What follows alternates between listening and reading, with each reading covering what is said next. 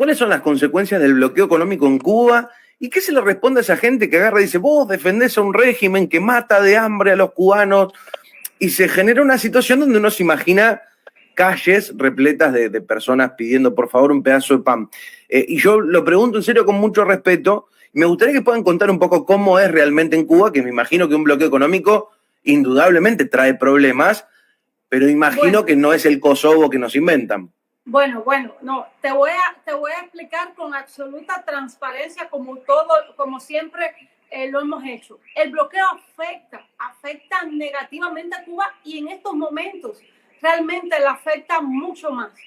Hoy mismo en nuestro país, para decirte una fecha, en estos momentos la situación económica de Cuba es muy difícil, muy difícil. Ya lo era antes de la pandemia, como ha pasado en casi todo el mundo. Ya la situación económica de Cuba era muy difícil a raíz de las limitaciones de este bloqueo. Nuestra economía se planificaba que se contrajera en un 11% para finales del 2021. Bueno, en estos momentos ya nuestra economía va por un 10,9% de contracción. Nuestro principal rubro es el turismo y lo que más afectado está en estos momentos es el turismo. Evidentemente la economía muy contraída con esta situación, el Producto Interno Bruto muy disminuido.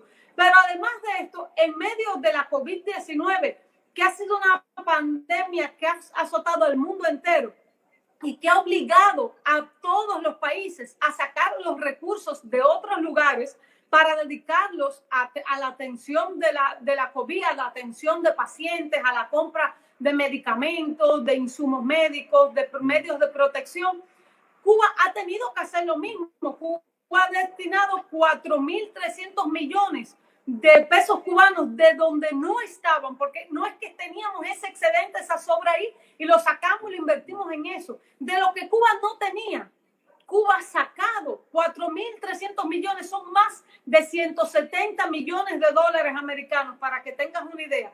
Los ha sacado, los ha destinado para la compra de insumos médicos, para la compra de kits diagnósticos, de medios de protección. Afortunadamente, ya nosotros tenemos 2 kits diagnósticos, o sea, 2 test propios de producción nacional para chequear y testear a los pacientes con COVID-19 para no tener que comprar más al mundo. Nosotros, afortunadamente, estamos produciendo nuestras propias vacunas. Hoy, Nicolás Maduro se está quejando de que pagó más de 120 millones de dólares a COVAX y todavía no le llegan las vacunas. Sin embargo, hace más de una semana ya tiene la Abdala en Venezuela para ir inmunizando a su población. Y nosotros, imagínate que no tenemos y ya no teníamos. Si tuviésemos que comprar a COVAX, primero seríamos los últimos en recibirla por la presión de Estados Unidos a COVAX. Pero lo otro, ¿de dónde íbamos a sacar dinero para comprarlas?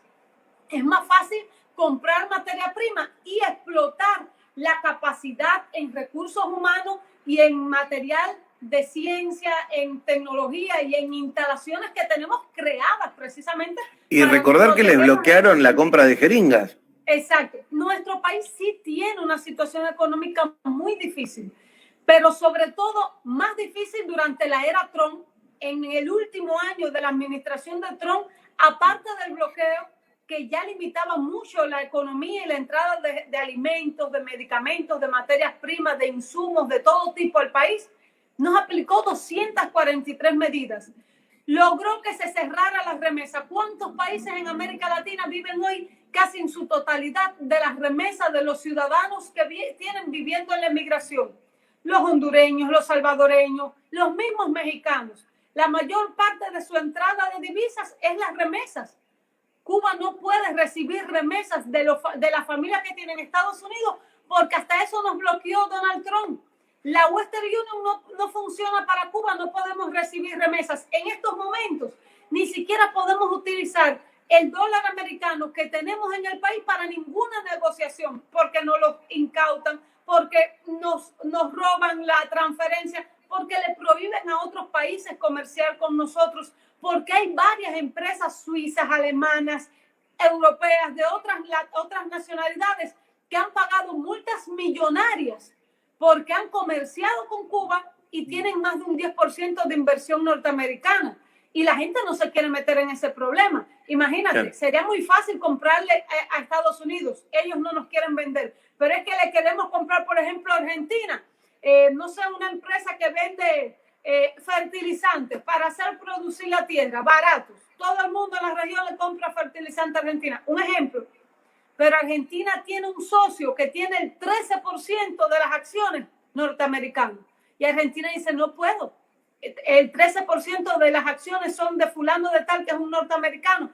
Y dice la ley del bloqueo, la ley Helburto, que si alguna empresa o algún medicamento o algún equipo o algo tiene 10% de inversión o de propiedad norteamericana, no puede comerciar con Cuba. Evidentemente, dime, Daniel, en estos momentos, ¿qué país, qué empresa no tiene negocios con Estados Unidos? Es más, la mayoría de las empresas tienen como socio comercial fundamental alguna empresa norteamericana. ¿Quién va a meterse en problemas con Cuba? O sea, con Estados Unidos para ayudar a Cuba. No, y esto sin hablar de que los pagos que exigen los terceros países en dólar.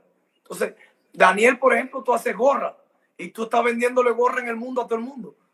Valga la redundancia. Pero cuando yo con Cuba quiero comprarte las gorras, tú me vas a decir, no, pero tú me la tienes que pagar en dólar americano. Es el dinero que yo uso. Y entonces ahí se traba la cosa.